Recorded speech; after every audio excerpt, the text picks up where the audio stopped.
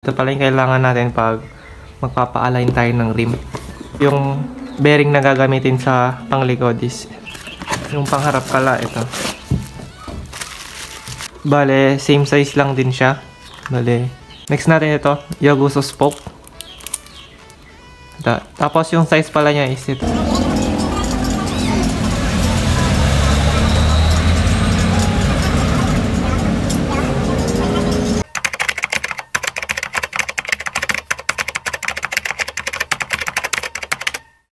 So yun mga ka-grind, for today's video, i-unbox natin yung in-order ko, which is yung Vans Boy rim. Ito yung Vans Boy rim na in-order ko. Hindi ko pa talaga siya in-unbox para sabay-sabay natin siyang i-unbox. Yan. Tapos mga ka-grind, maya-maya ipapa-align na rin natin yan. Unbox na natin siya.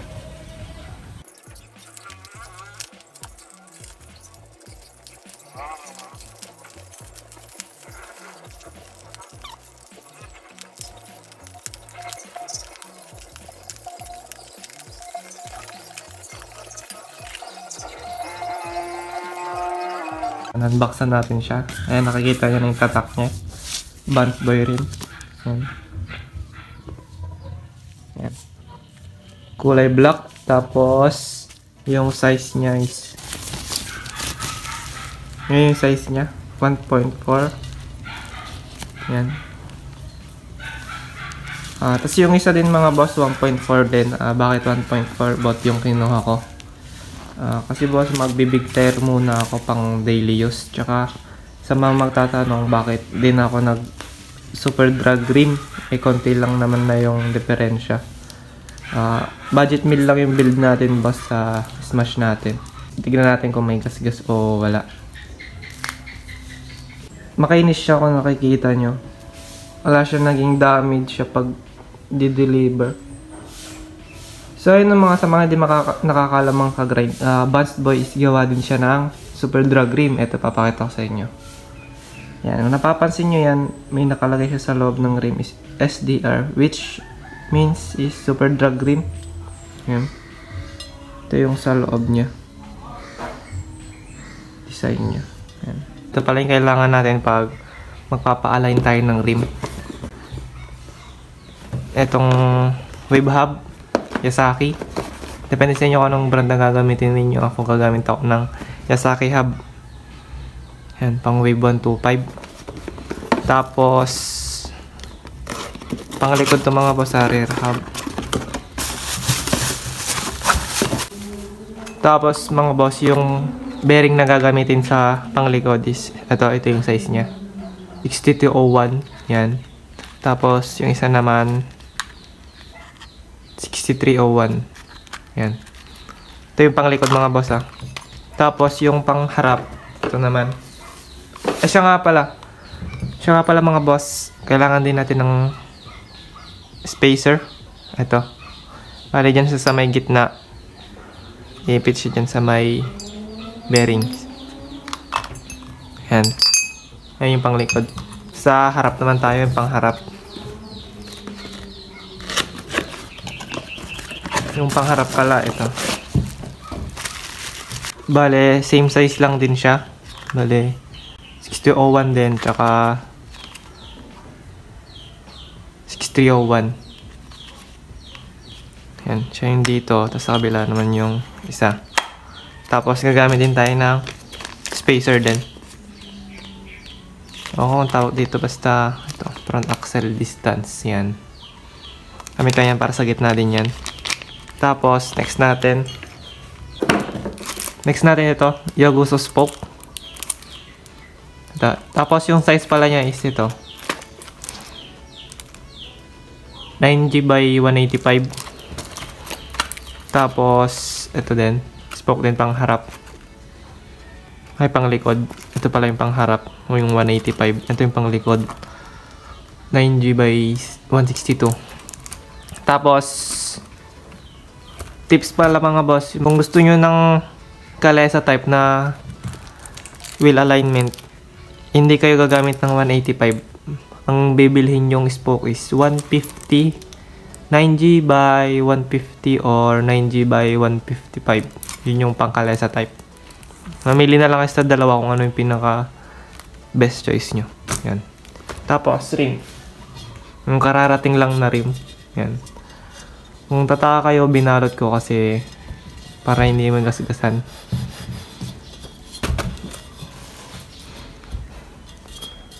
Size ng rim ko pala ulit is about 1.4. So yun mga boss, ipa-align na natin siya.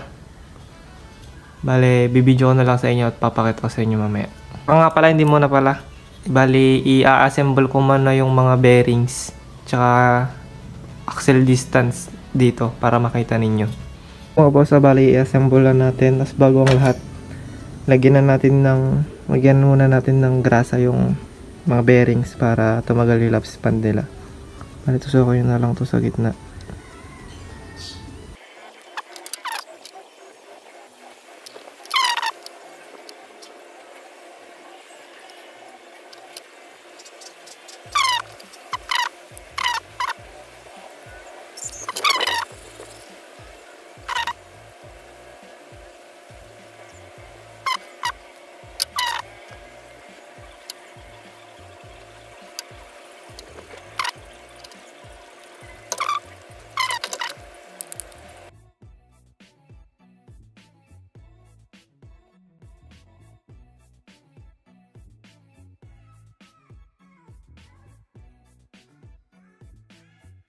Bale, dito naman tayo sa likod. Same process lang din katulad sa front. Ganun lang din yung gagawin natin. Tanggalin natin, nadagdagan natin ng grasa. Yun lang.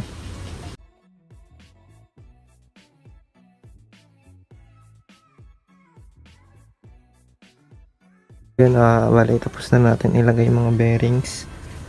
Punta na tayo sa pagpapa-alignment natin.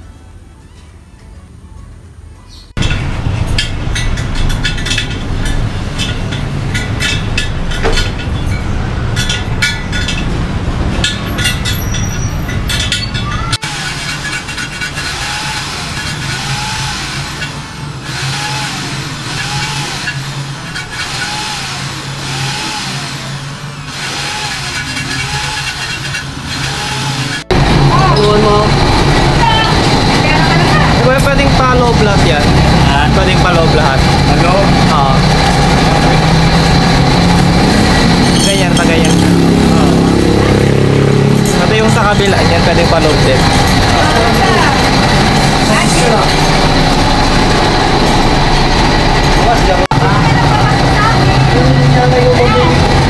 Ikaw magbibigay Bakit ako magbibigay Tapos kaya mo pag sumama ako.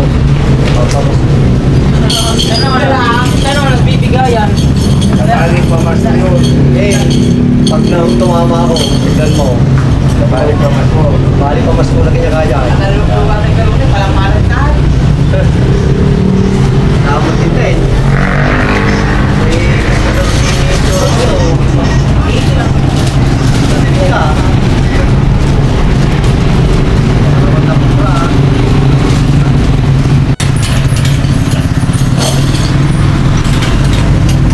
Alas 4! Lumabas na ang